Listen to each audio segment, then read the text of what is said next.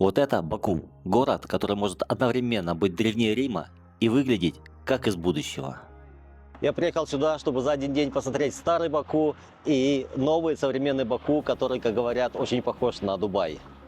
Будут истории, легенды, кино, шикарная архитектура и даже немного того самого бакинского «Вау». И чтобы понять этот город по-настоящему, я пригласил местного гида. Знакомьтесь, это Микаил, мой гид. Микаил обещал показать Баку и сделать так, чтобы я не потерялся в лабиринте старого города и не ослеп от блеска современного Баку.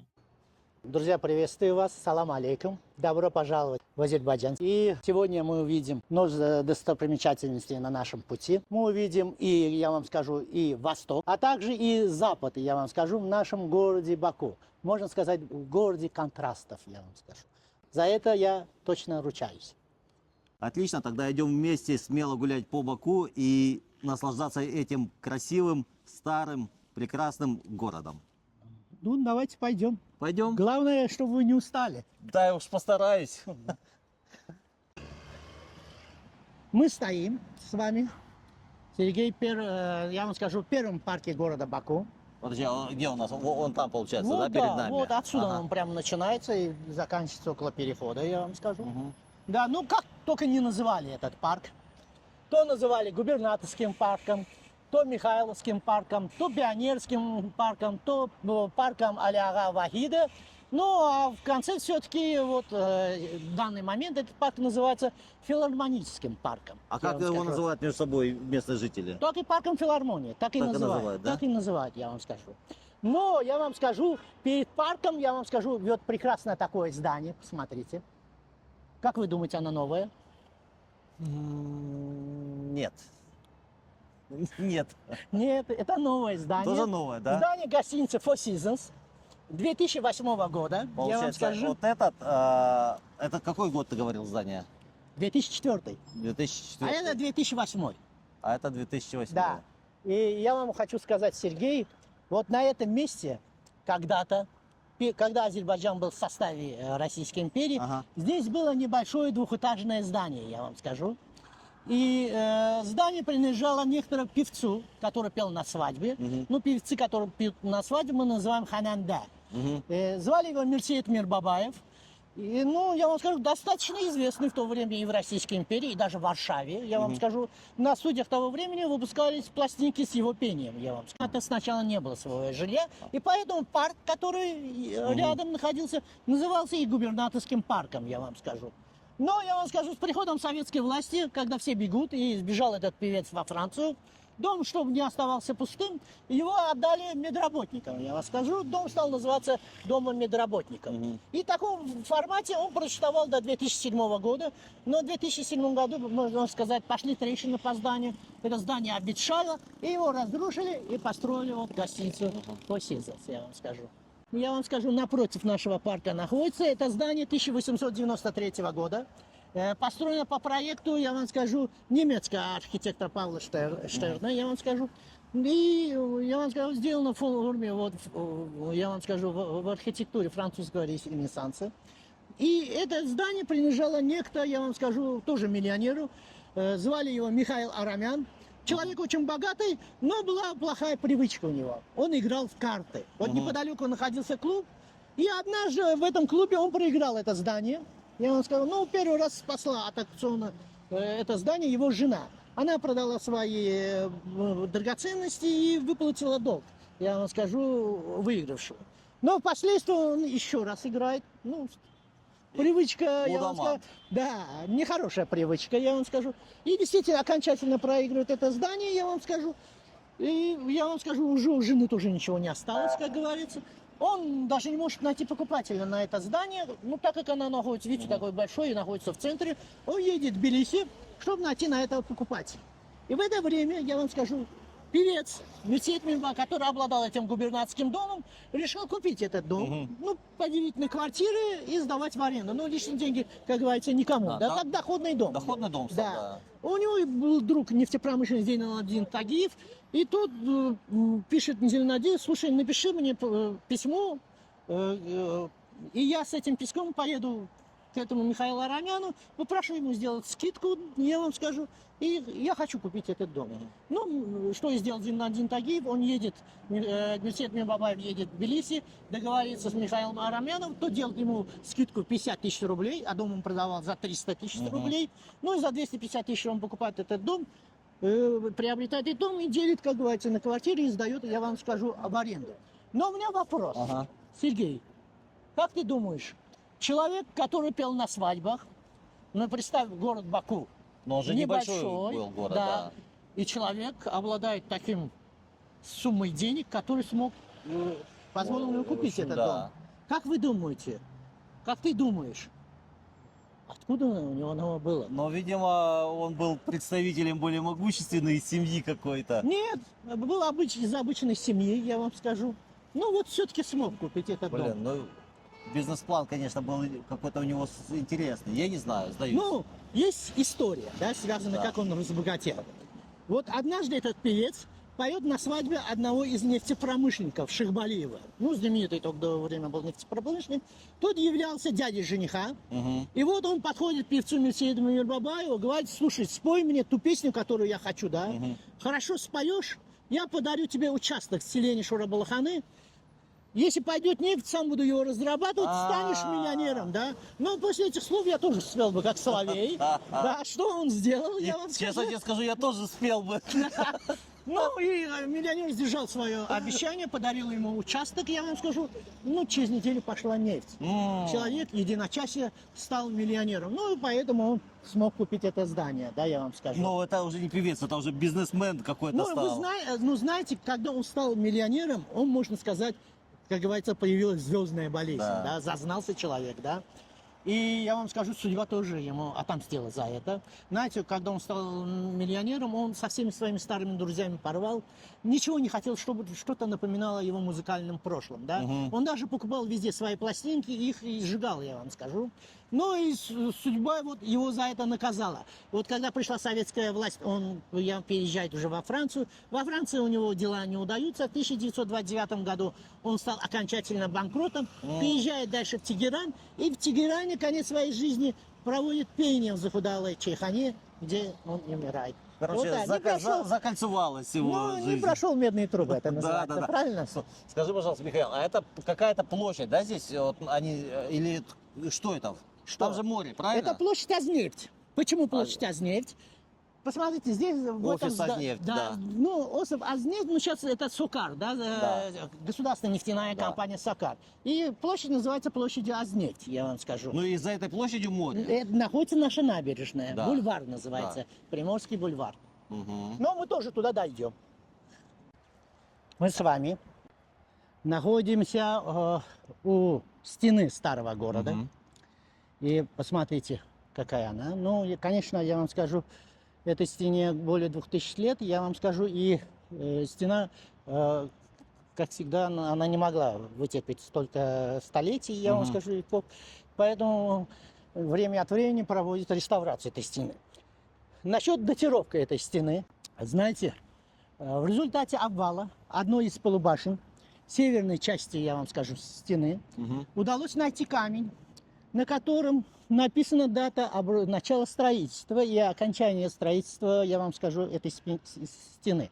В частности, 1140 год, дата окончательного строительства 1160 год. Во время правления такого государства, да, здесь на этой территории было государство Ширваншахов, да, я вам скажу.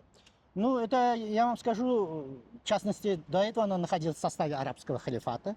Но вот в 895 году, когда внутри арабского халифата начались распри, да, те наместники, которые вот правили этой территорией, я вам скажу, это было большое государство. Кстати, охватывало и Дербент, я вам скажу. Началось... Это нынешняя территория Дагестана, получается, да. и северо-восток, я вам скажу, Азербайджана, да. Ну и они отделились и создали свое государство. Но столицей не был город Баку, был город Шамахай, я вам скажу. Ну, наверное, о шамахинской царице вы Да. слышали. А где он сейчас? Шамахай, это современное что сейчас? Тоже Шамаха. Так это так и называется, да? Да, так и называется. На расстоянии 120 километров находится от города Баку. Ну и она была столицей этого государства. Ну, значит, Шамаха располагается на сейсмической зоне. И вот 3 раза там было землетрясение, город полностью разрушался, заново восстановлен. Но вот из землетрясения, которое случилось там в 1192 году вынудила уже Ширваншахов перенести уже столицу, значит, в город Баку. И Баку с этого времени, я вам скажу, стал и столицей этого государства. Ну, я вам скажу, то, что вы видите, Сергей, это внутренняя стена старого города. Как многие историки считают, что на расстоянии 15 метров, а некоторые даже считают на расстоянии 30 метров, здесь существовала и вторая стена. Я вам скажу, внешняя стена. Она была, конечно, меньше, чем внутренняя стена, и между ними был ров, заполненный водой, я вам скажу. С крокодилами. Нет, не крокодилов у нас здесь нет. У нас нет крокодилов, но ров с водой он был, я вам скажу. Да. И ну, в настоящее время высота стен где-то 8-10 метров. Я вам скажу, видите, бойницы, машукали и так далее имеется.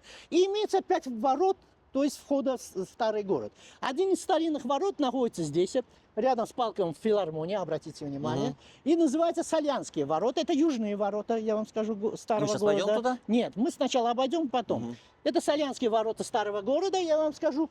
И караваны, которые следовали, я вам скажу, Азербайджан находится на Великом Шелковом пути, они заходили с этой стороны, то есть города Сальяна, из города Ленкорани, заходили с этой стороны, а выходили около северных ворот. Ну и мы до северных ворот тоже с вами дойдем. Друзья, мы идем на, как сказал Михаил, на самую трудную точку. Нет, это подъем. Это самая трудная часть нашего подъема. Самая трудная точка. Трудная часть нашей экскурсии, можно так сказать. Чуть-чуть небольшой подъем. Ну вообще Баку, он же равнинный город, правильно? Он Нет, не- холмистый холмистый, город. да? Да, холмистый город. И в основном, вы видите, мы сейчас даже увидим с вами, когда будем ходить, то мы будем подниматься, то мы будем спускаться, как говорится. Да. Ну, это даже по парку видно, вот видите, сейчас подъем. А там я вам покажу чуточку Петергофа. Ну давай посмотрим. Давайте. Петергоф. Да. Давайте. Ну, посмотрим. Ну и видите, деревья, копии петроглифа Гобустана. Мгм. Так. А когда начал Баку, вот так вот, скажем так, восстанавливаться после, вот, когда Советский Союз распался? Да. Вот тоже была тяжелая ситуация в Ну, Баку? конечно, как и во всех странах бывшего Да. Советского Союза, да, в Азербайджане тоже была тяжелая ситуация. И можно сказать, даже к началу вот 93-го, конец 92-го года, можно было сказать, страна была на пороге гражданской войны, да, я вам скажу. Ну, благодаря, я вам скажу, приходу Гейдара Алиевича, который смог разрулить эту ситуацию, ситуация стала стабильной. Ну и после этого такое развитие, как ее пошло. Ну, это получается с каких годов? Ну, это так заметно. Вот ты заметил, что прям, ну, Баку хорошеет. Это как Но это, скорее всего, после 2000-х годов. 2000, да? Да, после 2000-х годов он стал более стремительно так развиваться, да. Так. Ну, это опять же таки все нефть. Ну, я не скажу, да, что это все. Нет, есть страны, у которых есть нефть, и у них, я вам скажу, нет такого развития. Ну, скорее, правильной политики, да. Например, Гейдара Алиевича, я считаю, все это смогло появиться. Слушай, а вот если мы выйдем за пределы Баку, значительная разница в уровне благосостояния или уровне комфорта, вот как бы городского? Нет, я вам скажу, я вот живу где-то на расстоянии почти 8 километров здесь, да, и я бы даже не жил бы в центре города. В частности, в центре города нет таких условий, чем даже, например, на окраинах, да. И когда у нас, например, новые здания строятся, вокруг как раз и закладываются и здания для детских садов, школ, я вам скажу, для, не знаю, различных организаций. И множество имеется, я вам скажу, гипермаркетов, которые вот вышел из дома, прямо за дорогой находятся все удобства. То есть тебе нравится там жить? Конечно, конечно. Мне в городе было бы тяжелее жить, я скажу, вот в центре. Вот. Похоже на Петергоф? Похоже.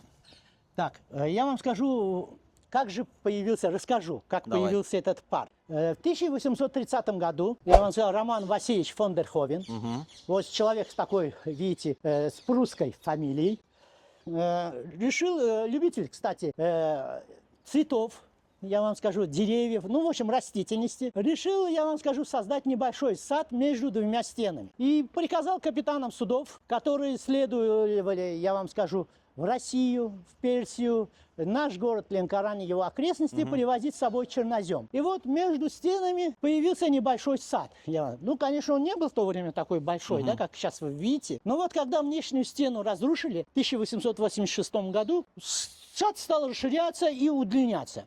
И я вам скажу, для парка того времени это был весьма развитый такой в своей планировке, а также было здесь множество и красивых деревьев, которые тоже были привезены и посажены. Ну и в саду, я вам скажу, были все условия, да, я вам скажу. Слушай, я тебя перебью. Да. Получается, вот это здание, да, вот с этой вышкой Да, и стена. да, Получается, расстояние между двух стен было вот это. да. Или это здание уже за той второй стеной? Это здание за уже. Ага. Стена 30 метров, ну, предполагается, что она была, одни говорят 15, другие 30, ну, давайте возьмем за 30, она находилась как бы здесь, да, я вам скажу. И между двумя стенами был небольшой вот такой сад. Вот разрушили, и он стал вот так расширяться, удлиняться и так далее, да. Но в этот парк, я вам скажу, простых людей пускали всего один раз в неделю.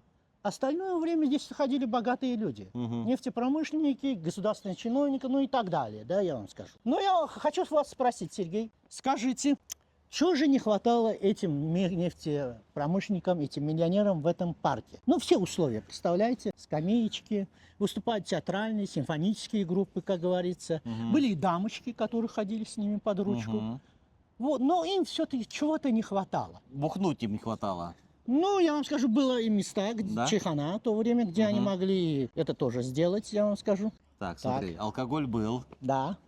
Дамочки дамочки были, музыка была, Да. а гостиницы не хватало. Но не в парке же, да, гостиница. Не в парке. Но одни как развлекаться любят Да. миллионеры. Танцпола не было. Ну, в парке это можно было устроить, Окей, а скорее чего- всего, было, да. А чего не хватало? Скорее всего, я вам скажу, развлечений. И как одним из развлечений в нефтепромышленности была игра в карты. Казино не хватало. Казино Да, вот чего не хватало. Деньги же большие нужно. потратить. Да. И что, они здесь казино устроили? Да, и здесь в 1907 году был небольшой такое здание, да, клуб. Назывался «Летний клуб общественное собрание», я вам скажу. Вот так благородно. они его- Закамуфлировано. Да, так благородно назвали. Но в конце этого же года здесь, в этом здании, как они кутили, значит, то есть так они кутили, что внезапно в здании возник пожар, да. Но они решили на этом не останавливаться. И вот они наняли местного архитектора Термикелова, послали его, я вам скажу, на Лазурный берег Монте-Карло, где он ознакомился с этим казино, вернулся через несколько месяцев обратно и начал возводить это здание.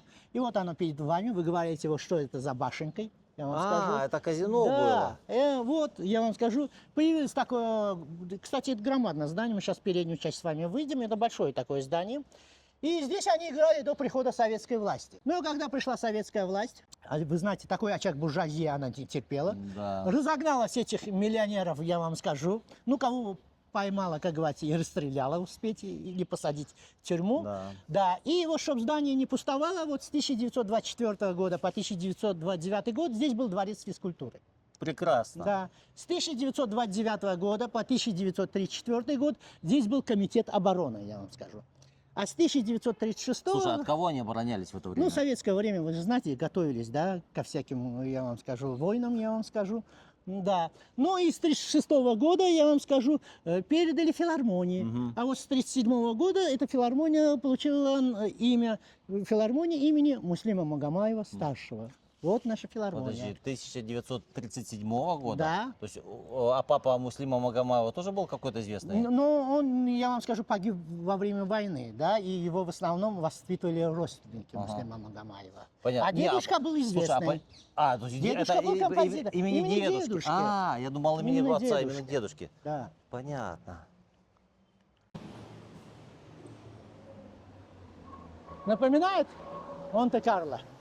Ну, наверное, напоминает, еще не был, но что-то европейское, Да. конечно, да не что-то, а прям европейское. Запад?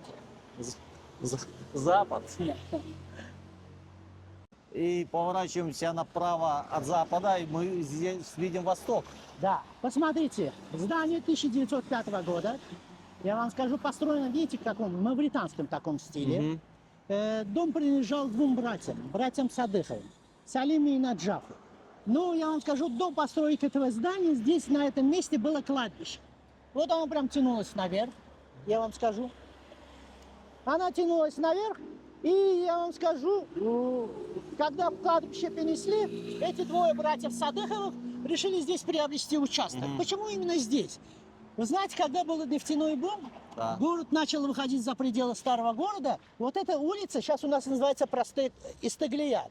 Мгм. Кстати, Формула-1 проходит именно по этой улице. Мы стоим... А до сих пор Формула-1 Да, в Азербайджане есть в Баку? каждый год в сентябре уже порядка 6 лет у нас проводится эта формула. Еще, говорят, продлевают ее.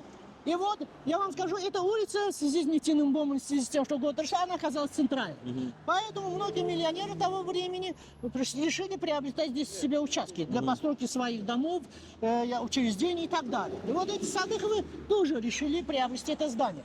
То есть это, этот участок земли для постройки себе дома. Но я вам скажу, все им говорили, нехорошее место. кладбище, Здесь да? было кладбище когда-то. Но младший из братьев Наджаб говорил, а что? Губернатор раскрыл парк передними окнами, Мгм. что бы мне не строить, да? Ну Но да. вот они построили и поплатились. В 1920 году пришла советская власть, я вам скажу, конечно, она отобрала это здание, во-первых, у них. Старший брат Селим бежал, я вам скажу, во Францию. Через месяц там заболел каким-то заболеванием, умирает. У младшего брата Наджафа было два сына, Салим и Карим. Салим спился. Карим в Санкт-Петербурге закончил инженерное училище, вернулся в город Баку. Его отправили в город Сальян. Мгм. Ну, говорят, провалился в какую-то глубокую яму и там же умер. Отец приходил сюда, садился на скамейку в этом парке, смотрел на свое здание, я вам скажу. И плакал. Здесь, на этом месте, я вам скажу, сошел с ума и здесь же умер. Такова история вот хозяев этого здания. Ну, еще чем примечательно это здание, первый бакинский лифт был именно в этом здании. Я вам Лифт? скажу. Да. Хотя он двигался с такой небольшой скоростью, но он все-таки был, я вам скажу. Вот. Слушай, какие-то у тебя трагические истории ты мне рассказываешь. Ну, что есть, что есть. Ну, будет и хорошая история, я вам скажу. Ну, красивая Да. улица, дома красивые, смотрите, ребят Да. и девчат. Ну, посмотрите, да, чем хуже французских домов. Не да? хуже, не Да. хуже. Слушай, а скажи, пожалуйста, а почему на многих балконах висят флаги Азербайджана в центре? Ну, Или я- это не только в центре? Не только в центре, например, у меня на балконе, два балкона у меня Ага. имеются, и на каждом балконе Флаг флаг висит, да? Азербайджана. Это связано с патриотизмом, я Мгм. вам скажу. И даже я недавно читал, что была проведена статистика, какая из стран в мире является такой патриотичной страной, и я вам скажу, Азербайджан занял одно из первых Вот мест. ты хочешь сказать, что ты сам по своей инициативе повесил флаг? Да, да. И Прикольно. многие азербайджанцы так делают, Слушай, ну я мне, вам скажу. вот я подозревал, что это какая-то директива. Нет, Нет, никто да, у нас сами не по стал. своей инициативе Да, по это. своей инициативе может хоть 5 флагов Друзья, повесить, вы никто где-нибудь тебе ничего видели не скажет. в городах, вот где вы живете, в ваших городах флаги вывешивают на балконах? Я, честно говоря, я почему это спросил? Вот такого количества флагов национальных, да, я не встречал вот в мире, чтобы... Вру, знаешь, где я видел? Где? В Барселоне. Они свои, это ж страна басков, да? Да. И они свои каталонские флаги вывешивают, но они вывешивают, как мне сказали, скажем, типа протест против, собственно, Испании. Они же типа хотят отделиться, Да, да? Я Вот. И слышал это в это. качестве протеста. Ну а здесь наоборот, здесь в качестве наоборот Нет, такого Это патриотизм, Вот да. я вам скажу. выражения своих чувств к стране. Да, к своей стране. Как раз вот это здание, которое Да. с флагами. Посмотрите, здание 1893 года, я вам скажу. Рядом есть пристройка. Мы, бакинцы, любим все к чему-то, что-то пристраивать. И вот 1894 года впереди. Видите, Ага, тоже за пристройка, пальмой. да. Ну а дальше идет семиэтажное здание, да, Мгм. обратите внимание. И вот на этой улице, я вам скажу, когда-то были лачуги. Ну, они были до нефтяного бума. Мгм. И вот в эпоху, когда случился этот бум, некто, я вам скажу, магнаты, братья Мирзабековы решили приобрести здесь эти участки, да, эти лачуги. Но я вам скажу, вот где трехэтажное здание, которое я вам показал, да, оно принадлежало, эти лачуги принадлежали одному из купцов того времени, Гаджи Манафу. И какие бы деньги ни сулили Мирзабековы, они не хотели продавать эти свои, то есть он не хотел продавать эти лачуги. Но, я вам скажу, город застраивался, и он должен был приобрести, как говорится, красоту. И он даже поспорил с Мирзабековыми, что я сам разрушу эти лачуги, построю трехэтажное здание, и оно будет хоть и меньше по размеру, да, и по объему, но будет выглядеть более такое помпезнее, чем твое семиэтажное здание, которое построили Мирзабековы рядом. Вот трехэтажное, вот оно, да, получается? Нет, вот, 43-47 дом. Да, вот, Да. вот. А, вот это, да, вот. И вот, посмотрите, пристройка 1894 года, Да. вот в эта часть. А это, посмотрите, 1893 года. да. Да. Подожди, а вот уголочек маленький. Тоже пристроили впоследствии, да, уже вот к дому Мирзабековых, я вам скажу. Ну, я вам скажу, эти братья Мирзабековы были табачными магнатами. Мгм. Да. И сзади их дома, кстати, была их табачная фабрика, кстати. Да. И я вам скажу, вот чувство приближения советской власти. Уже в 1915 году, к концу 1915 года, они решают продать свой дом. Продают дом другому миллионеру Мусанагиеву за 1 200 000 рублей. Перечисляют это на счет в банке в Нью-Йорке, переезжают отсюда. Ну, я вам скажу, а Мусанагиев, бедный, я вам скажу, когда пришла советская власть, я вам скажу, с ним случился удар, он умирает, да, я вам скажу. Ну, а в советское время это уже было коммунальное жилье. Вот так. Прикольный домик такой красивый, сделали из него коммунальное жилье. Да, Опять смотри, сколько флагов. да. Посмотрите, мы сейчас идем по дороге к нашему бакинскому Лувру. Вы, надеюсь, вы были во Франции? Ну, И видели в Париже так. такой Лувр? И что, хочешь сказать, в Баку есть Лувр? Конечно. Ребят, это, наверное, сенсация мирового масштаба. Так. Мы сейчас увидим Но бакинский Лувр. есть нюанс. Давай. Есть нюанс. Посмотрите. Похоже на Лувр? Пирамида же. Пирамида, да. Ну, в отличие от них у нас не музей, а у нас станция метро Ичари-Шаяр, что в переводе означает «старый город», я вам скажу. Станция рядом со старым городом. Обратите внимание. Которая возникла в 1967 году. Это первая станция, я вам скажу, ну, в советское время назывался Бакинский совет, исполнительная власть находилась рядом, я вам скажу. И в настоящее время у нас 27 станций, и протяженность пути 40-60 километров, я вам скажу. Сколько стоит проезд в метро? Проезд в метро стоит 60 копеек у нас. 60 копеек это... Ну, я вам скажу. Это 60... Подожди, сколько это в евро будет? Чтобы... Это, я вам скажу, третья часть евро. Третья часть, 30 евроцентов Да. получается. Да. Такое ощущение, что в Баку одно из самых... Нет. Я хотел сказать, один из самых дешевых метро. В Ташкенте, по-моему, еще дешевле. Да? Но Ну, я не недорого. знаю. Недорого. А что это за памятник? Давайте подойдем к нему, к этому памятнику. И, кстати, кошек много в Баку. Но, во-первых, я вам скажу, хоть и Азербайджан является светской страной, но вероисповедание ислам. Ну и, как я вам скажу, в мусульманской стране, в частности, вы даже в Турции можете обратить внимание, там тоже. Тоже много кошек, Тоже да. много кошек. Ну, кошка считается почитаемым животным. И даже по преданию пророку Мухаммед, да, я вам скажу, когда у пророка Мухаммеда была кошка, и которая лежала на рукаве его халата, он, чтобы ее не будить, отрезал его, этот рукав, чтобы не будить свою кошку. Это прям, условно говоря, уважение к животным, именно к кошкам идет, и в том числе и от этого, да? Да, да. Ну, посмотрите, перед вами скульптура. Бравый молодец такой. Да, ну я вам скажу, если в истории, я вам скажу, у каждого народа есть человек, который, может, я вам скажу, вывел этот свой народ на такой этап развития, да. В частности, я, например, в России знаю, это Петр I, я вам скажу. А у нас в Азербайджане это, я вам скажу, Зейнальдин Тагиев. И многие его считают отцом нации, я вам скажу. В частности, родился в 1838 году, умер в 1924 году. Родился в семье, я вам скажу, отец был башмачником, Он даже уже в раннем возрасте, с 12 лет, был отдан подмастерье, да, то есть помогал каменщику, да, таскал раствор. Ну, в дальнейшем он дослужился до мастера, я вам скажу. И вместе с своими друзьями купил участок земли, да, я вам скажу.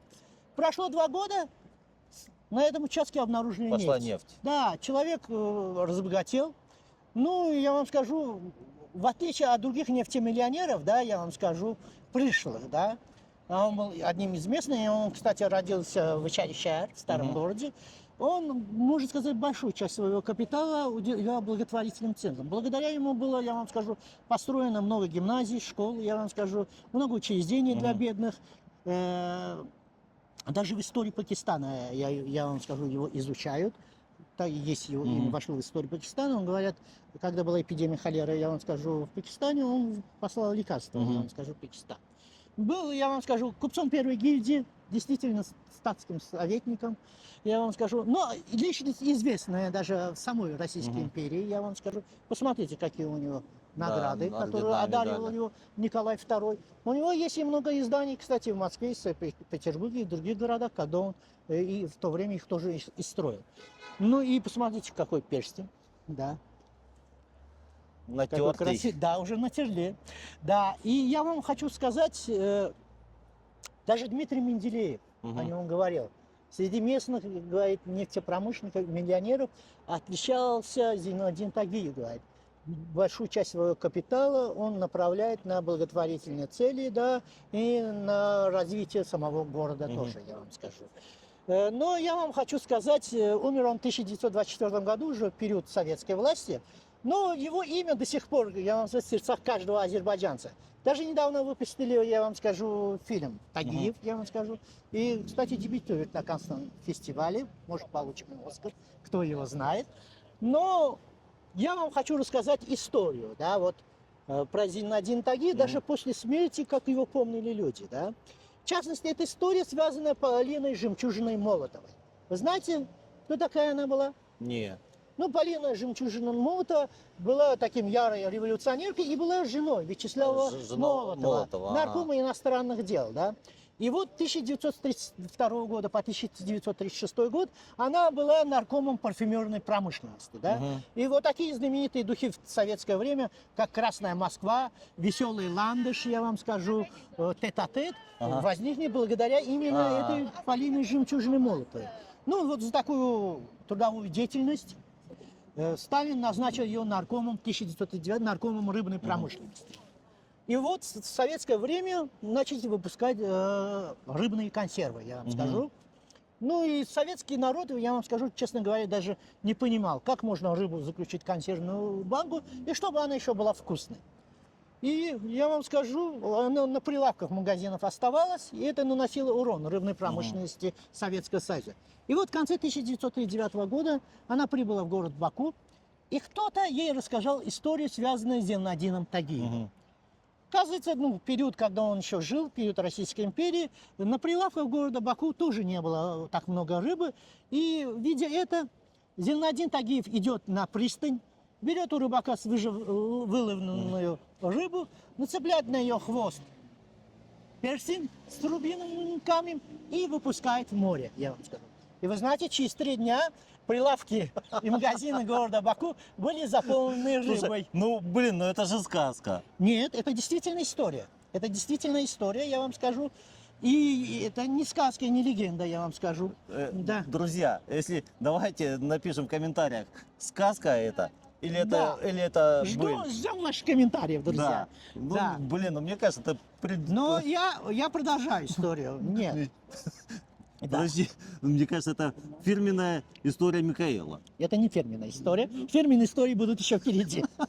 Будут еще впереди. Так вот, Полина Жемчужина Молотова услышала об этом. Ей рассказали этот рассказ. Она вернулась в Москву, доложила, я вам скажу, об этом своему мужу. Ну и вот было, когда Верховное заседание Верховного Совета СССР, Молотов выступает с докладом, я вам скажу, что на территории Советского Союза действует группа бандитов и контрабандистов, которые заключают вот эти драгоценности в консервную банку, я вам скажу. И для доказательства он открывает банку и вытаскивает ожерелье с жемчугом. Да? Но в то время не было Wi-Fi, телеграмма, я вам скажу. И об этом раструбили газеты того времени. Через неделю на прилавках Советского Союза не осталось даже консервы. Ну, вот, посмотрите. Ну, прикольная история. Никогда не слышал. Надо будет почитать. Прогуглите, Да. прогуглите. Так. Вот. Неожиданная связь, да, с этим человеком? Да. Так, посмотрите еще, что я вам хочу показать. Только не говорите, что это тоже легенда. Давай. Хотя достоверности этих фактов я не знаю, но наш, я вам скажу, КВНщик, бывший КВНщик, парни из Баку, Бахрам Бахрзаде, Ну, крутая была утверждает, команда. да, вы знаете, парни из Баку, это Да. великая была команда, и он утверждает, вот эти, видите, пальмы Так. были здесь посажены Юрием Гагарином, да? Мгм. Их называют сейчас гагаринские Подожди, пальмы. ты сейчас шутишь или нет? Нет, я не шучу. Вот, то есть вот эти Да. пальмы. Называют гагаринскими пальмами. Но я не знаю, Юрий Гагарин действительно был в Баку или нет. Мгм. Но с тех времен известно, что при полете в космос 12 апреля 1961 года здесь были посажены именно пальмы, А. которые и называются гагаринскими пальмами. Перед вами, Сергей, я, как говорил, я рассказывал вам о нашем мэре, Алише Да. Лимберанском, знаменитом. И его другом был Фидель Кастро. Мгм. И будучи в Кубе, Фидель Кастро дарит ему эти пальмы, и они привозятся в Баку, и здесь в 60-х годах, видите, они Вот были... эти 3 пальмы, Да, это бакинские, да? кубинские пальмы, Ага. не Ой, бакинские. уже бакинские. Да, Кубинско-бакинские. да. Соседство такое. Пальма и необычная обрезанная сосна, что ли, или как называется. Посмотрите, тоже красивое здание.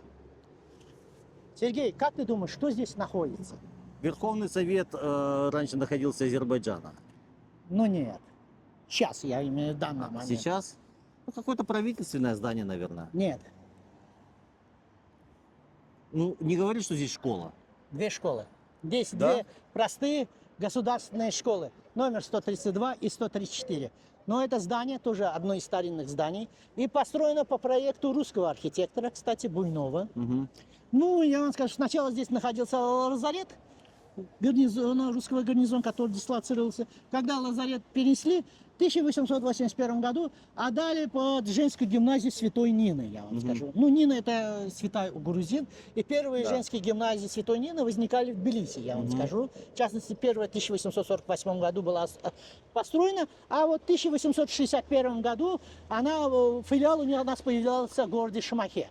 Мгм. Ну, в Шамахе, я вам скажу, как зона землетрясений, когда все-таки было перенесено все-таки столица еще в период Российской империи Бакинской губернии, Да. из города Шамахе в город Баку.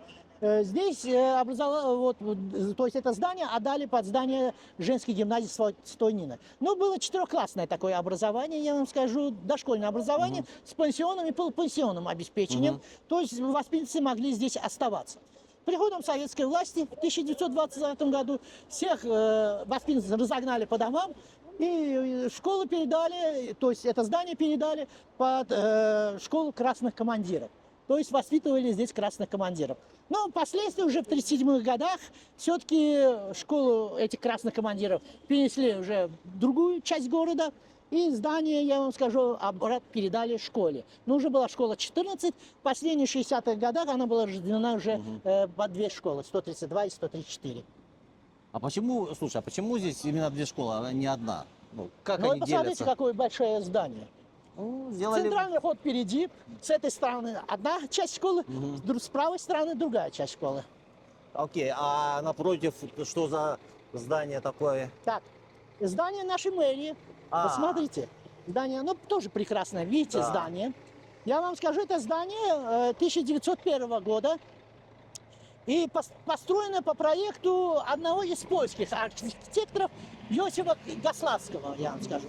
Человек в возрасте 25 лет Я вам скажу, он кончил институт городских инженеров в Санкт-Петербурге, и в город Баку его приглашают для строительства, я вам скажу, собора Александра Невского. Это был монументальный собор в то время, я вам скажу, в Баку. Можно сказать, второй, значимый по всей Российской империи. Настолько он был прекрасен. Но после строительства он остался в городе Баку и дослужился до главного архитектора города Баку. Наша дума, это здание городской думы того времени, я вам скажу. И первая дума, она располагалась чуть ниже от этой улицы. Ну, для них нужно было отдельное здание. И вот Гославский занялся этим делом. И в 1901 году, я вам скажу, закончил строительство этого здания, я вам скажу. Ну, на первом созыве выбрали 72 депутата того времени. Ну, их называли гласными в то время. Я вам скажу, чтобы стать депутатом, должен был капитал не меньше 1500 рублей. То есть есть деньги, пожалуйста, депутат. Женщины не обладали правом голоса. И, знаете, количество депутатов-азербайджанцев не должно было быть больше 50% от численности всех депутатов в этой городской думе. То есть люди других национальных, да, могли тоже то есть, быть депутатом этой думы.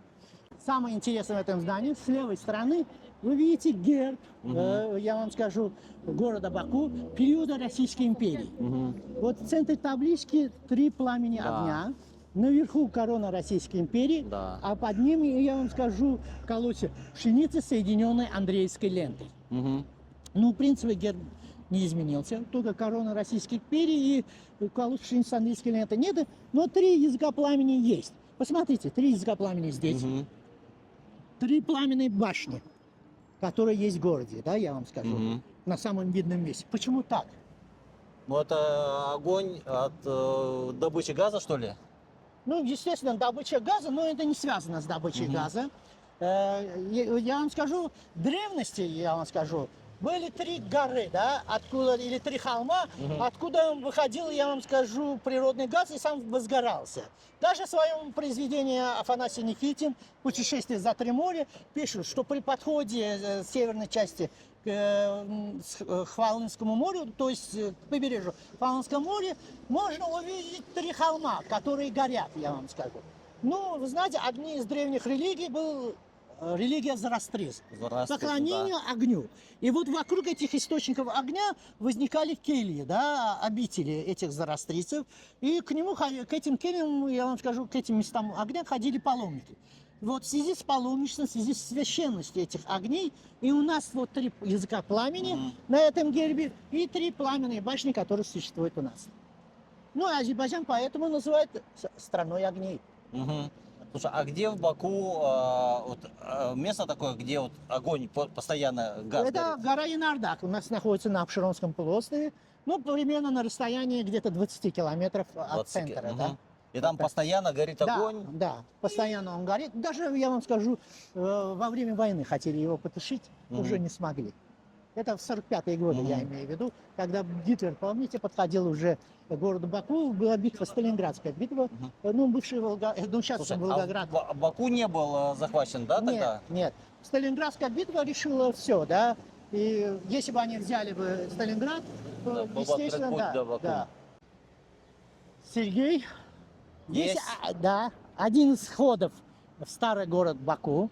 Но этот вход был открыт уже, я вам скажу, не в древности, но позднее. Это период Российской империи, в частности, в 1906 году.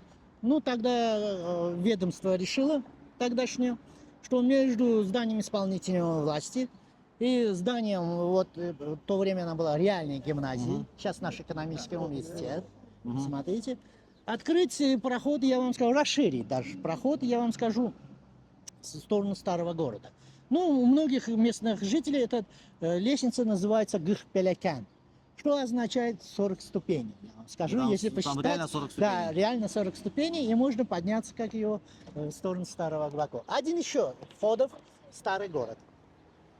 Михаил все время, когда мы ходим, он интригует. Говорит, Ну, сейчас, Впереди еще одна интрига. говорит, сейчас пойдем к самому красивому зданию Баку. Но, Сергей, я тебе задам еще один вопрос. Сейчас, У меня не ты сейчас сказал, но Сергей так, что думал, ну, Сергей, сейчас ты огребешь.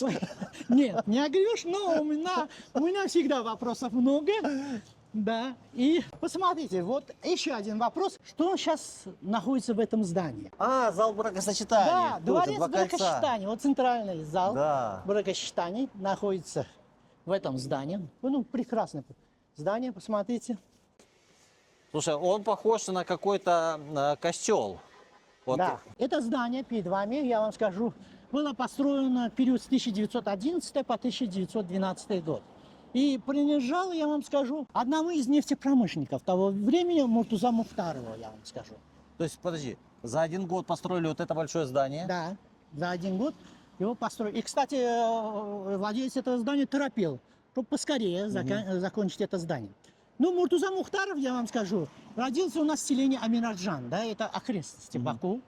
Отец занимался извозом, и он тоже, я вам скажу, уже с самого раннего детства, 12 лет, запрягал свою белую лошадь в повозку, ехал к амбарам, грузил нам там и соль, и бочки нефти и так далее, да. Ну, в день, кстати, получал очень немного, где-то 10 копеек, это еле хватало на еду. В дальнейшем он уже в возрасте 15 лет свою телегу продает, я вам скажу, и устраивается рабочим, я вам скажу, на нефтяные промыслы, в частности, в Балаханах и в Забрате, да. За его вот такую трудовую деятельность он, я вам скажу, как говорится, усердно работал. Это заметил некто из директоров промыслов того времени Мартов. И он пригласил его работать вместе с ним, допустил свою инженерную мастерскую и начал обучать методам бурения.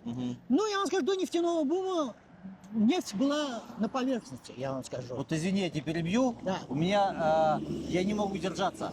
Все истории, это, знаешь, это какие-то, ну, как сказка какая-то. Шел, землю нашел, нефть пошла, Ну, деньги пришли, да? Ну, что была такое, же да? нефть, Да. Была нефть, да? Да. Это не сказка, это Не, действительно, ну прям, я вам ну скажу. такое, как бы, прям волшебное преображение. Ну, Баку сам тоже волшебный Да. город, да, правильно?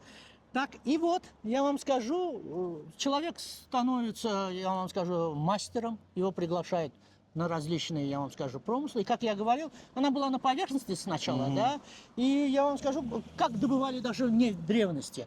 В колодец с нефтью наливали воду, нефть всплывала, и его Собирали, вот, собирали, да. И сначала был такой метод бурения, да, с помощью станка Молотова. Ну, это кусок дерева, подвешенный на канате, в нижней части было долото, его опускали в яму, его так долбили, да, породу. Но со временем вот эта железная долото, она тупела, его нужно было постоянно точить. И вот Муртуз Мухтар придумал метод, по которому Меша стал тупиться. Заметили его, приглашают уже на промысл, он изначально набирает уже свой начальный капитал. В дальнейшем изобретает штанговый метод бурения, получает на него государственный патент. И у нас в 1895 году, я вам скажу, местечко Бибибят открывает первый в России завод бурильных установок, я вам скажу. Тогда такого завода, ну, представляете, да, такая территория, он начинает эти станки продавать везде, даже в Канаду, в Америку тоже продают. Стало очень много денег. Кстати, покупает и месторождения, и в Сабунчах, открывает там тоже заводы по переработке нефти. Но в дальнейшем столько денег, что Баку оказался для него тесен. И вот он решил расширять свое производство. И первое, куда он собирается, как его инвестировать свои деньги в то время, был город Грозный. В России в то время в Грозном добывали, да, нефть. Едет Грозный, и вот на остановке поезда Беслане в Осетии он замечает в поле двух офицеров и одного генерала, которые усиленно совершали молитву. Да? Он подходит к этому генералу, это был генерал Тамби Туганов, из такого древнего дворянского осетинского рода. И подходит к нему знакомиться, и тот приглашает его в вечер. Вечер, то есть на ужин. Да? И вот вечером на ужине я хочу вам показать некоторые фотографии. Так, Минутку. давай посмотрим.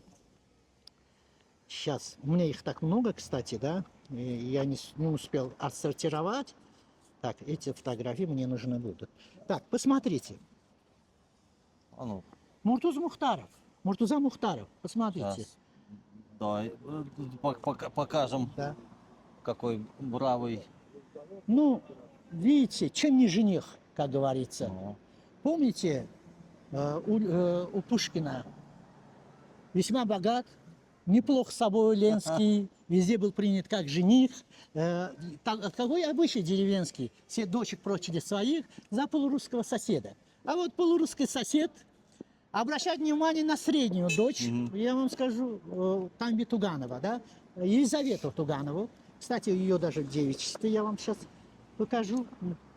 Вот посмотрите, да, какая она. О, Это братья, это двое красавица, сестер. Да. Ну, между ними возникает, как говорится, симпатия. Сергей, Шура-Мура и так далее. Он ухаживает за ней, и она собирается выйти за него замуж. А кто бы не вышел, да? Человек прекрасно При деньгах, сложен, да, еще при красив. деньгах. Вряд ли какая-то женщина устояла бы, да, как говорится, да? Ну, давайте, кстати, спросим у женских, у женщин. Зрительниц. Да, Устояли бы вы? Да. Напишите в комментариях. да. И вот, я вам скажу, все за свадьбу, но вот отец Тамби Туганов против.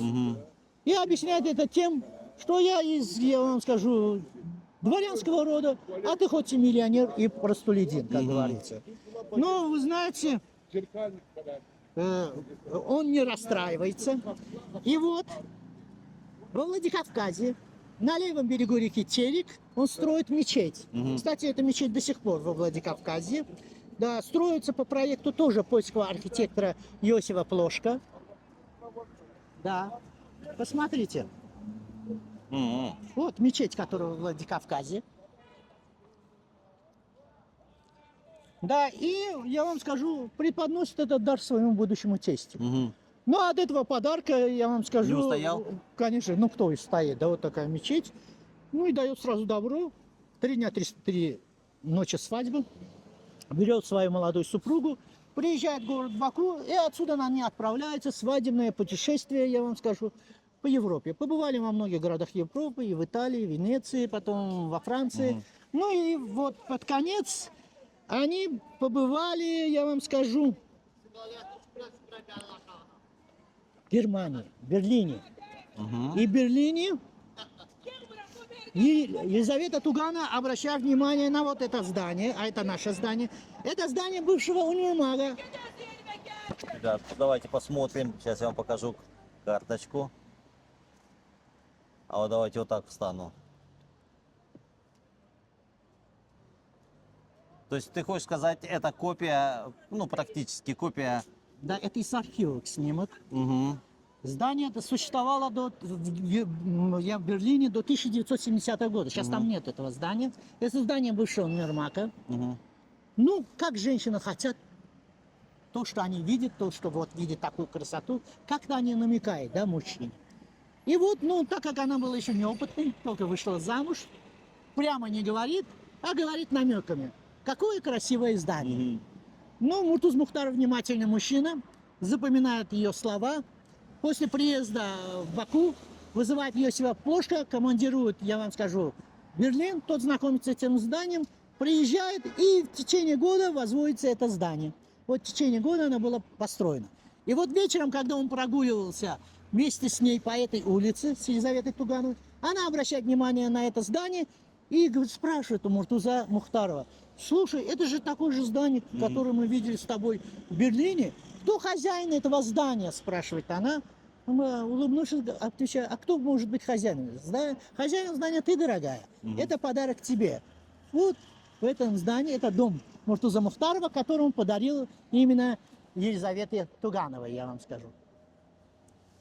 Да, теперь Да. здесь соединяют узы люди. Да, ну, поэтому и дворец счастья, Да, видите, как говорится, да. Но я вам скажу, опять вы скажете, что заканчивается все с трагедией у меня. Ну, история, да, ее не изменишь, как говорится. Приходом советской власти 3 красноармейцев на лошадях прям врывается в вестибюль его здания, он считает это себя оскорблением, выхватывает револьвер и стреляет в этих красноармейцев, убивает их и одну пулю пускает себе в голову. Да, вот здесь он истекал кровью, я вам скажу. В этом здании. Ну, а в это время супруга его, Елизавета Туганова, она была в Тбилиси. Услышав о смерти своего супруга, приезжает в город Баку. Но, я вам скажу, тоже прячется от преследования же НКВД. В дальнейшем она знакомится с турецким консулом. переезжает в Стамбул, я вам скажу. Но в Стамбуле турецкий консул оказался пройдохой. Украл у нее, вот у нее была шкатулка с драгоценностями и средства, да, которые всегда ей одаривал Муртуза Мухтаров. Она осталась без средств. Ну, вот что с ней в дальнейшем случилось, мы, к сожалению, не знаем. Вот такова история. Но эта история, не придуманная, но это действительно история. Вот этот меня момент заинтересовал. Да. Ребят, мы, наверное, будем проводить конкурс. Да. Какие из историй были Михаилом придуманы, а какие были на У меня самом деле? только реальные, как его факты, да, и основываются на историях. Но я не заканчиваю свой рассказ об этом здании. Я хочу вам сказать, вот с 1930 года по 1935 год здесь был женский клуб, я вам скажу, мусульманский женский клуб просвещенных женщин того времени, клуб Али Байрамова, да. И чем они занимались? Ну, сбрасывали из себя паранжу и жгли. Это было что-то новое на Востоке, я вам скажу.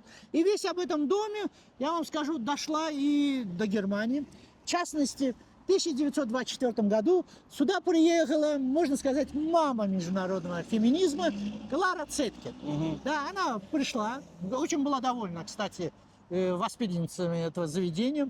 Даже многие воспитанницы говорили: ну, Кларочка, останься здесь, да, что ты там потеряла в Германии, да, здесь есть все условия. Но она не слушает, и приезжает, я вам скажу, в Германию, ну, знаете, Германия, там случился пожар Рейхстага, свалила на нее, она бежит обратно, я вам скажу, в Россию, не изъезжая Кремль, берет билет в Астрахань, чтобы попасть в город Баку, но не получается, по дороге она умирает. Ну и в своей книге, я вам скажу, «Кавказ в огне», она как раз и описывает это событие. Но здесь был еще один человек. Вот он, посмотрите. Надеюсь, зрители твоего канала узнают, кто этот человек.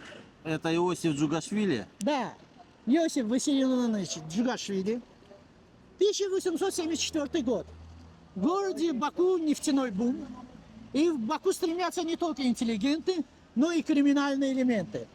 Он в возрасте 22 года, в 1900 году приезжает в город Баку и организует здесь банду. Банда занимается, я вам скажу, похищением миллионеров. Он, кстати, главарь этой банды.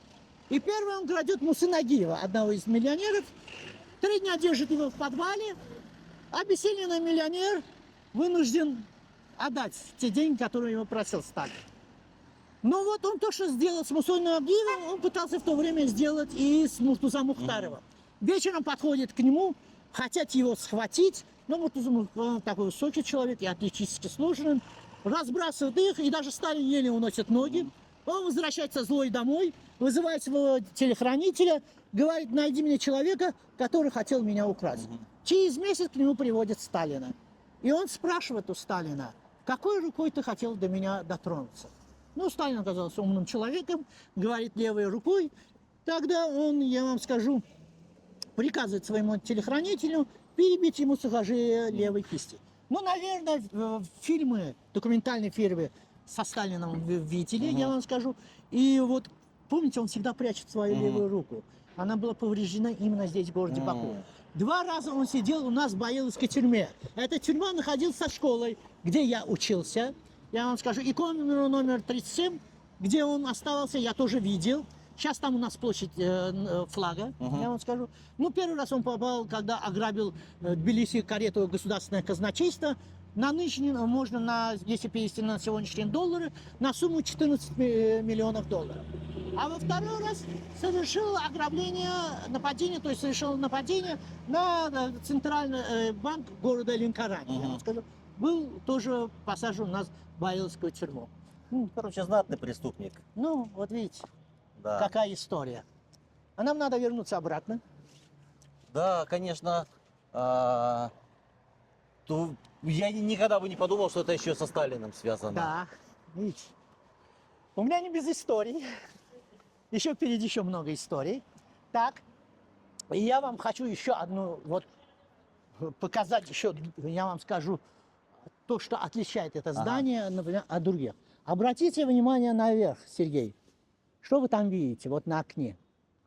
Ну это знак, звезда, сколько, шестиконечная, знак бесконечности, да, Ну, в арабском мире. Ну, вы правы, да, я вам скажу, не бесконечности, я вам скажу. Но многих, кого я спрашивал, многие говорят, что это звезда Давида. Но звезда Давида, я вам скажу, появилась у евреев только в связи с основанием, да, как символ. И я вам скажу, в 1948 году, когда их государство образовалось. Ну, я, честно говоря, всегда думал, да, Иосиф Плошка, я вам скажу, архитектор да. этого здания, он в городе Баку, я вам скажу, построил много зданий. И ни одном из зданий не было такого знака, я вам скажу. И, честно говоря, я об этом тоже не знал. Но я вам похвалюсь, что я являюсь членом исторического общества наследия. И вот я вам скажу, знаком со многими профессорами, в частности, Академии наук Азербайджана, истории этнографии. И один из них, Заур Алиев, профессор, я вам скажу, отсюда я ему привет, если он увидит, как его эти съемки. Да, он мне объяснил, почему, как его, там это знак. Оказывается, это знак не знак, характерный для израильтян.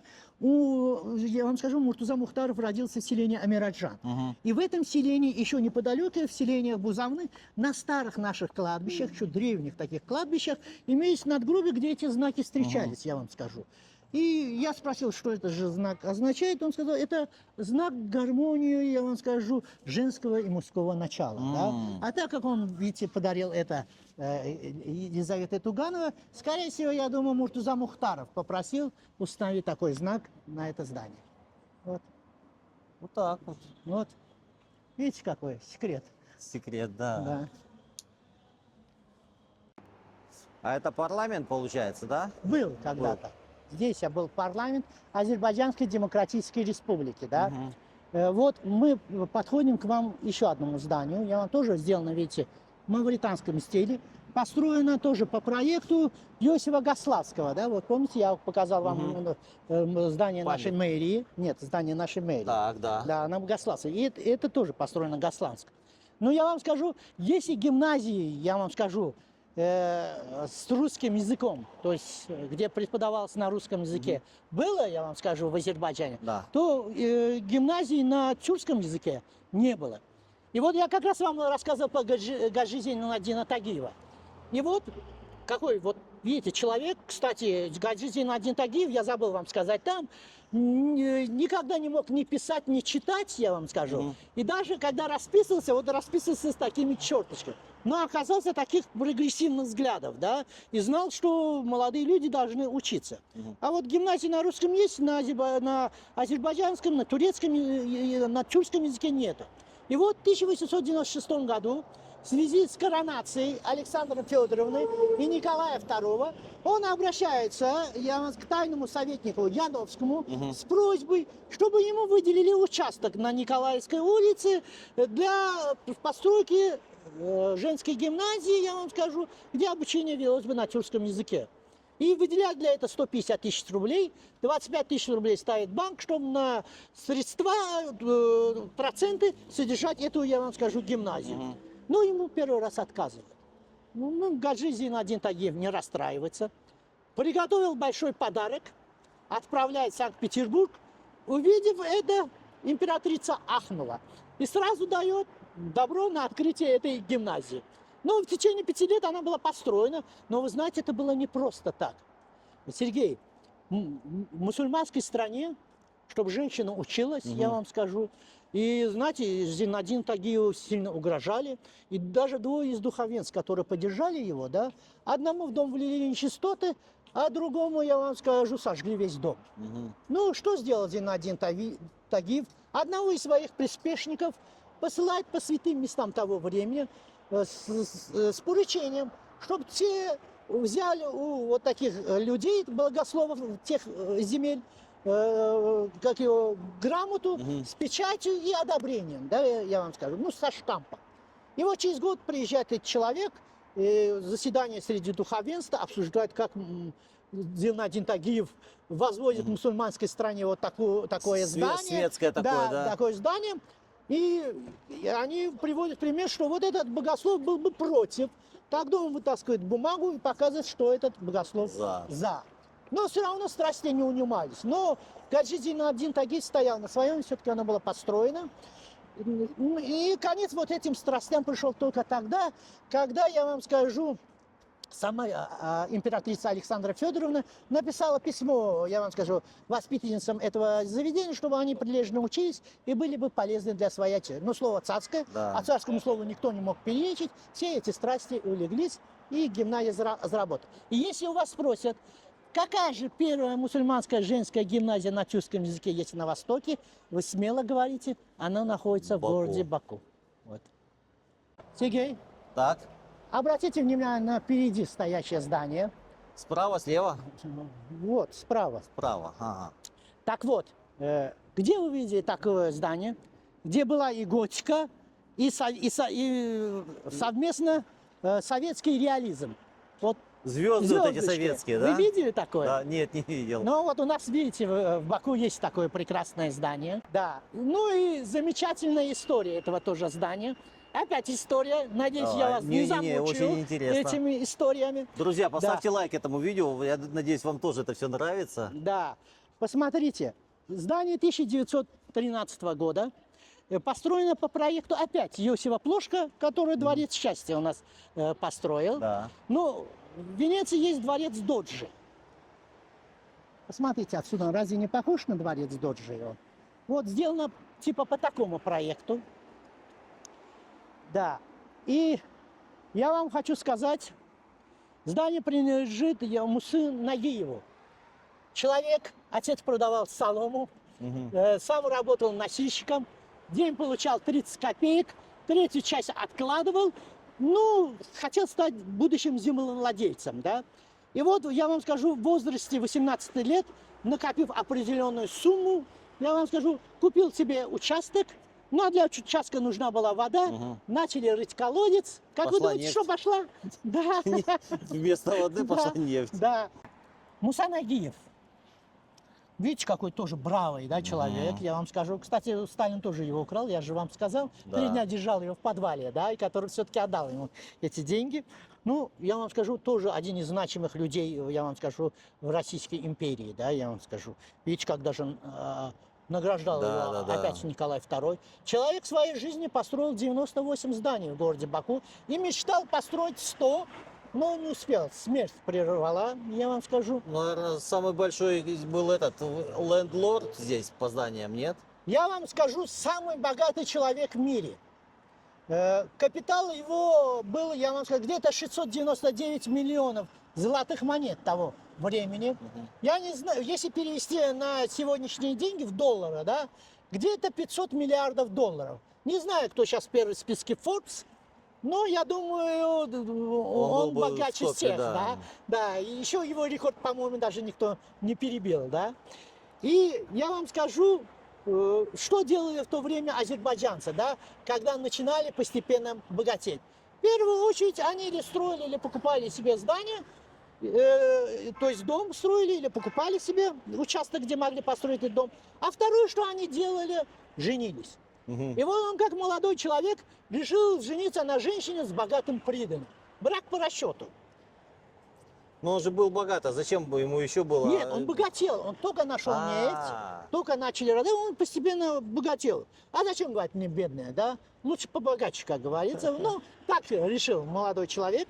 И вот он женился на вот такой женщине. Посмотрите, Ругия ханым. Как вам нравится она, Сергей? Нет. Ну, Мощная. простите, мне не нравится. Ну да, мощная женщина, да. Он, кстати, ее боялся даже, я вам скажу честно. И она даже его Я бы тоже боялся. Ну, она даже его прессовала, я вам скажу. Да, она его прессовала. И вот она родила ему сына. Так, сына Исмаила. Посмотрите. Ну, он красавчик, Красавчик, да. Ну, у меня фотографии дочки ее не осталось, но она тоже была красивой женщиной. И свою дочку в возрасте, я вам скажу, 16 лет, я вам скажу, так, свою дочку в возрасте 16 лет он выдает замуж за сына своего компаньона. Тоже богатого человека, за сына Шамси Асудулаева, тоже знаменитого миллионера того времени. Но я вам скажу, будучи беременной период советской власти, она скрывается НКВД на промыслах. И я вам скажу, роды, она не смогла выдержать, умерла, я вам скажу. Ну, дочка остается. Ну, имя получает тоже, как и матери, Умельбану. И в дальнейшем она переезжает, выросла, переехала во Францию. Стала знаменитой французской поэтессой, которая писала по псевдониму Бани. Вот, посмотрите. Какая внучка. Смотрите, какая. Внучка, я вам скажу, Шамсия Адулаева и Мусы Нагиева. Да. Ну, я вам скажу, тоже известная личность. Она, да. В частности, в русских иммигрантских кругах, которые были на Западе в то время, да, после революции, она была одной из таких популярных писательниц. В частности, я вам даже... Вы не знаете, кто такой Иван Бунин? Да, писатель. Писатель, тоже был иммигрантом. Да. И вот у них была большая любовь между нею и Иваном Буниным. Ему было 75 лет, а ему было 40 лет, да, я вам скажу. Но я вам скажу, связь продлилась не очень долго, так как он часто отмечал, что она не обращает внимания на его творчество. И вот, будучи они, должна была быть поездка по Италии, прямо на перроне вокзала они поссорились, Порвались. и после этого связь их прекратилась. Но она написала такое произведение, когда рассталась с Буниным. Называется произведение «Последний поединок с Иваном Буниным», я вам скажу. Да. Ну, много книг, я вам скажу, популярных выпустила. В частности, у нее, я вам скажу, описывают, я вам скажу, историю своей семьи. В частности, такой книги, как «Кавказские огни». Я вам скажу, не «Дни», извините, «Кавказские дни». А в Париже, уже, когда она уже жила в дальнейшем в Париже, выпустила книгу «Парижские дни», я вам скажу. Ну, я вам скажу, вот ее сын Исмаил, Мусы Нагиева, в возрасте 25 лет, внезапно, когда учился, я вам скажу, заболел туберкулезом. Его пытались лечить, водили по многим врачам, но, я вам скажу, не смогли вылечить, он умирает. И вот, чтобы увековечить имя своего сына, Муса Нагиев решил построить здание. Вот. Это здание, наверху была, кстати, его скульптура. В нижней части вы видите, где звездочки. Там были суры из Корана, я вам скажу, где приписывала мусульманам от рождения до смерти учиться, я вам скажу. Пришла советская власть, и вот, я вам скажу, здесь произошел пожар. На верхней части, то есть потолок, прям обвалился, и остались только стены. И я вам скажу, даже советская власть не пыталась даже восстанавливать это здание, но Муса Нагиев был значимым человеком в сердцах азербайджанцев, и был протест, да, как может город потерять такое здание. Но вследствие этого в 1922 году, благодаря, я вам скажу, архитектору Дубову, производится реставрация этого здания, я вам скажу. Ну а где место, где были суры, установили и звездочки. Да. Вот. Да. Такие звезды. Вот. Но у меня еще не конец истории. Так, я вам скажу, ну, человек богатый, я вам скажу, было у него все, да, как говорится. Ну, вот семейная жизнь была не идиллия, да, как все-таки женой, да. Ну, с такой женой-то. Да, но я вам скажу, у Мусы Нагиев появилась еще вторая любовь, да, как говорится. И вот в возрасте 40 лет он встречает еще одну женщину. Ну, я не знаю, как видно на фотографии. Елизавета Григорьевна. Посмотрите, как она сидит. И как даже изменился его вид, да, правильно, да? Изменила его внешний вид. Ну, неизвестно, где он ее встретил. Некоторые говорят на вечеринке где-то в Тбилиси, где-то на свадьбе. Между ними симпатия. И она одобряет его ухаживание. Могу сказать, что в течение 20 лет она была его, как говорится, любовницей. Да? Жена не одобряла, я вам скажу, не одобряла. Жена в курсе была, да? Да, в курсе была, и я вам скажу, женился он только после смерти, я вам скажу, Исмаила, когда жена прекратила вообще связь с Мусой Нагиевым, ушла в один из домов, благо у нее было много. Ну и когда у него спрашивали, кто для тебя твоя жена Ругия Ханым, а кто для тебя Елизавета Григорьевна, он говорит, Ругия Ханым – это мать моих детей, а Елизавета Григорьевна для души. И вот на всякие вечеринки, на всякие светские такие мероприятия он ходил именно вместе с ней. Видите? Сердцу не прикажешь. Да. За Алекпера Сабира. И памятник самому этому поэту. Я вам скажу, Мирза Аликбер Сабир родился у нас, я вам скажу, ну не в городе Баку, в городе, я вам скажу, Шамахе. И впоследствии, я вам скажу, появился талант, писал стихи. Ну, я вам скажу, был сатириком. То есть критиковал всех. От духовенства до правительства того времени, я вам скажу, ну, это период Российской империи. Также он был и учителем в одной из окрестностей города Баку, учителем гимназии. Ну, писал стихи, можно сказать, вроде басен Крылова, да? Вот такие стихи. И вот я вам скажу, здесь, в период Российской империи, я вам скажу, был пустое такое место, я вам скажу, и было, я вам скажу, здание в дальнейшем газеты «Каспий». Это русскоязычная газета, была первая газета на русском языке. И вот когда горело здание, вот это здание, кстати, мы называем зданием Исмаиля, по имени Исмаила, его сына, который погиб. Здесь было здание газеты «Каспий», и огонь перекинулся на это здание. Если смогли реставрировать здание Исмаиля, то здание редакции «Каспий» не смогли восстановить. Российское место, и в советское время решили поставить памятник, да. Посадили, конечно, деревья, а в советское время в каждом сквере должен быть был памятник. Ленину. Ну, не Ленину, а поставили памятник у нас, я вам скажу, нашему поэту. Ну, и правильно сделали, по-моему, он хорошо и смотрится. Ну, первый памятник был поставлен в 1922 году. Вот, посмотрите, какой он был. Вот, обратите внимание.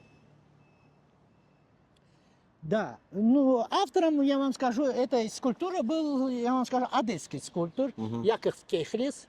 Да, это, можно сказать, его единственная скульптура в городе Баку. Ну, музой у него была жена, и вот в городе Баку он ее потерял, да. И после этого, как его не творил, не создавал уже скульптуры, а в дальнейшем работал учителем, я вам скажу, в одном из институтов города Баку. Ну, в то время в основном делали памятники из чего? Из гипсокартона, я вам скажу. Ну, гипсокартон, извиняюсь, из железобетона. Да, они не были такими устойчивыми. И я вам скажу, в 1958 году пошли уже, я вам скажу, трещины в этом памятнике. И вот в 1958 году один из местных архитекторов, Джабар Гарьягды, создает новую скульптуру Сабира, сидящий, вы видите, на камне. Кстати, обращается 3 года этот скульптор думал, какой же все-таки внешний вид ему придать, в какой, я вам скажу, форме сделать эту скульптуру. У него есть, я вам скажу, произведение, где он описывает себя камнем, находящимся на побережье моря и смело переносящий все невзгоды. Да? Вследствие этого создается вот идея, и вот я вам скажу, устанавливается здесь памятник в 1958 году. Но все бы ничего, Сергей. Но в 1971 году на экраны советского телевидения выходит такой знаменитый фильм «Джентльмены удачи». Вы помните этот фильм? Конечно. Ну и фразу, связанную с этим памятником.